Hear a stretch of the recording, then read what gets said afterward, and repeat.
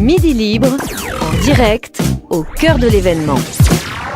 Bonjour et bienvenue, nouveau rendez-vous sur le plateau de Midi Libre, ici en direct du Salon de la Commande Publique. Pour m'accompagner pour ce nouveau rendez-vous, Monsieur Philippe Malagola. Vous êtes directeur de ERDF. On va simplifier, on va résumer. ERDF, c'est vous qui nous amenez l'électricité dans nos foyers. Alors, c'est un gros résumé, on va peut-être pouvoir développer un peu plus. Oui, bonjour. Effectivement, ERDF, une entreprise de service public qui amène l'électricité dans tous les foyers en France, presque tous, à dire vrai. Donc ça fait 35 millions de clients sur le territoire français et 35 000 salariés au service de ces 35 millions de clients. Quels sont les quelques chiffres qu'on va pouvoir donner, notamment sur le département de l'Hérault, en équipement et également que représente ERDF en termes de salariés et de poids social sur le département ? ERDF, c'est une entreprise nationale, comme je disais, une entreprise publique, mais c'est une entreprise locale, une entreprise de proximité. Dans l'Hérault, nous avons 15 sites où nos agents travaillent. Nos agents sont connus du grand public, ce sont les hommes et les femmes en bleu. Alors on les voit souvent dans les situations de tempête, mais ils travaillent bien sûr au quotidien pour tous ces clients. Nous avons 15 sites. Nous avons investi l'an dernier 51 millions d'euros sur les départements. C'est considérable parce que ça se produit pendant toute l'année. Et puis nous allons embaucher cette année 25 personnes dans ce département de l'Hérault. Très bien. Alors justement, vous y avez fait référence. On a eu une année un peu particulière, notamment en termes de catastrophes naturelles. J'imagine que pour vous, ça a été des moments extrêmement forts à vivre, tant humainement qu'en termes de matériel. Quelle a été l'action, la réponse de l'entreprise ERDF aux différentes catastrophes naturelles que nous avons pu connaître ?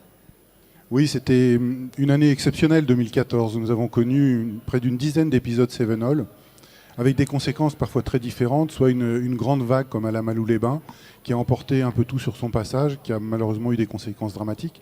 Et pour les ouvrages de distribution d'électricité, eh bien, ça a emporté tous ces ouvrages de distribution. Donc on a dû acheminer très rapidement des moyens humains et matériels pour rétablir le courant le plus vite possible, pour que les secours puissent travailler correctement. Donc nous montons des cellules de crise avec bien sûr la connexion avec tous les maires du département. Au moment où nous ouvrons la cellule de crise, reçoivent un SMS qui leur donne un numéro de téléphone dédié où ils peuvent à tout instant savoir ce qui se passe sur leur commune, l'état des dégâts occasionnés par les tempêtes et quand est-ce qu'on va rétablir bien sûr l'électricité. Et puis nous sommes coordonnés avec la préfecture, les services de police, la gendarmerie, le SDIS, pour que, bien sûr, le rétablissement de tous ces clients soit fait le mieux possible et au profit de toutes les collectivités et les maires de l'Hérault. Oui, on le voit effectivement, extrêmement rare de rester sans électricité trop longtemps. Est-ce que l'entreprise a évolué ? Est-ce que vos moyens ont évolué au fil du temps ? Au fil, finalement, on s'aperçoit que ces épisodes Cévenol viennent de plus en plus longs, de plus en plus puissants. Est-ce que vous avez aujourd'hui adapté vos moyens de réponse à cette évolution météorologique ? Oui, tout à fait. Depuis les grandes tempêtes de 99, ERDF a considéré qu'il n'était plus possible de compter que sur les moyens locaux en cas de tempête majeure. Donc l'an dernier, ce sont des tempêtes plus localisées. Elles touchaient essentiellement l'Hérault et aussi le Gard. Et donc depuis 1999, nous pouvons mobiliser des moyens dans toute la France. Ça s'appelle la Force d'intervention rapide électricité, la FIR. Et nous pouvons faire appel, bien sûr, à des agents de toutes les régions de France pour venir nous aider. Nous faisons aussi appel à des entreprises, par exemple, pour louer des groupes électrogènes ou avoir des salariés de ces entreprises qui viennent nous aider à rétablir le courant le plus vite possible chez les clients. Donc, on a beaucoup évolué dans la gestion de crise à ERDF, ce qui d'ailleurs nous a valu les remerciements de la préfecture pour les épisodes de fin d'année dernière dans l'Hérault en 2014. Alors après avoir évoqué le passé, le présent, parlons du futur. Vous avez un très joli badge de la French Tech Montpellier, donc l'innovation en action. Je crois qu'il y a un concours ouvert. Alors vous avez un accompagnement déjà sur les startups, mais il y a un concours justement sur ces startups. Oui, ERDF est une entreprise qui se tourne bien sûr vers l'avenir. Elle n'oublie pas son passé, mais aujourd'hui, le numérique fait partie intégrante de nos gènes. Nous allons devoir collecter un très grand nombre de données avec l'arrivée du compteur Linky en fin d'année, ce compteur communicant qui permettra le dialogue entre le client et ERDF, qui permettra aussi de ne plus avoir à faire ses relevés de consommation, de pouvoir aussi maîtriser sa consommation d'électricité. Et toutes ces données, nous allons bien sûr devoir les protéger parce qu'elles appartiennent à nos clients. devoir aussi les stocker et devoir les fournir à ceux qui en feraient la demande. Donc on va avoir un rôle très important, d'où notre participation dans le domaine de l'innovation à French Tech à Montpellier et puis depuis très peu au French South Digital qui vient d'être lancé à Montpellier et qui permettra de rassembler les grandes entreprises mais aussi les toutes petites entreprises, des start-up de l'économie régionale et de profiter de la synergie entre toutes ces entreprises. Alors vous l'avez évoqué rapidement, cette innovation avec ce nouveau compteur connecté. Est-ce que l'on peut imaginer une innovation majeure, une autre innovation qui peut changer notre vie de demain avec peut-être pas uniquement notre compteur électrique, mais d'autres supports?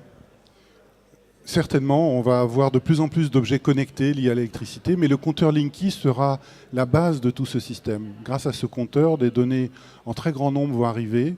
Elles seront donc interprétées, stockées par ERDF. Nos techniciens interviennent de façon très différente maintenant sur le réseau.